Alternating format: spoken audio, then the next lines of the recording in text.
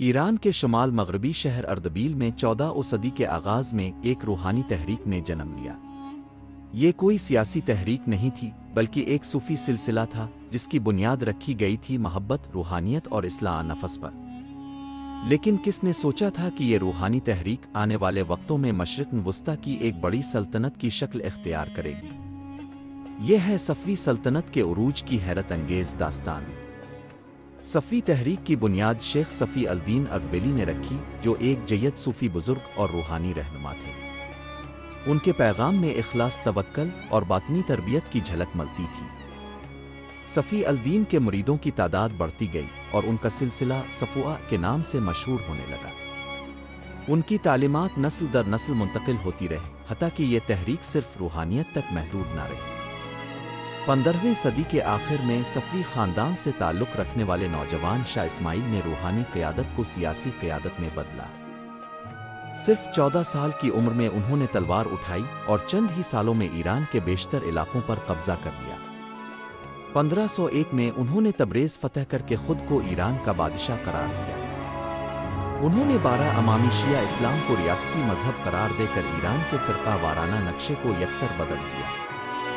یہ فیصلہ آنے والے صدیوں کے لیے ایران کی شناخت کا حصہ بن گیا۔ صفوی سلطنت کو حقیقی طاقت اور استحکام اس وقت ملا جب تخت پر شاہ عباس اول آئے۔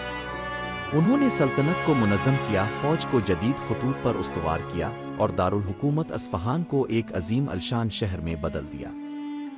شاہ عباس نے عثمانیوں کے خلاف کئی فتوحات حاصل کیں اور سلطنت کو مغرب سے لے کر ہرات اور قزوین تک وسعت دی۔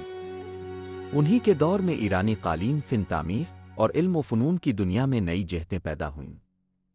صفوی سلطنت نے نہ صرف سیاسی بلکہ تہذیبی میدان میں بھی انمٹ نقوش چھوڑے۔ اصفہان کی مساجد، مدرسے اور بازار آج بھی ان کے فن اور جمالیاتی ذوق کی گواہی دیتے ہیں۔ صفویوں نے ایران کو ایک متحد شیعہ ریاست میں تبدیل کیا جو آج تک جاری ہے۔ ان کے دور میں فقہ، فلسفہ، طب اور شعر و ادب کو بھی بھرپور فروغ ملا۔ اگرچہ صفوی سلطنت کا زوال 18ویں صدی کے آغاز میں ہوا، مگر ان کا اثر آج تک باقی ہے۔ شیعہ ایران، ایرانی شناخت اور فارسی ثقافت میں صفویوں کی جھلک صاف دکھائی دیتی ہے۔ یہ داستان ہمیں سکھاتی ہے کہ روحانی تحریکیں بھی تاریخ کا دھارا بدل سکتی ہیں۔ یہ تھی صفوی سلطنت کے عروج کی مکمل کہانی۔ اگلی قسط میں ہم جانیں گے کہ یہ سلطنت کیوں زوال پذیر ہوئی اور اس کے بعد مشرق وسطیٰ کی سیاست کس سمت گئی۔ اب تک تاریخ سے جڑے رہیے۔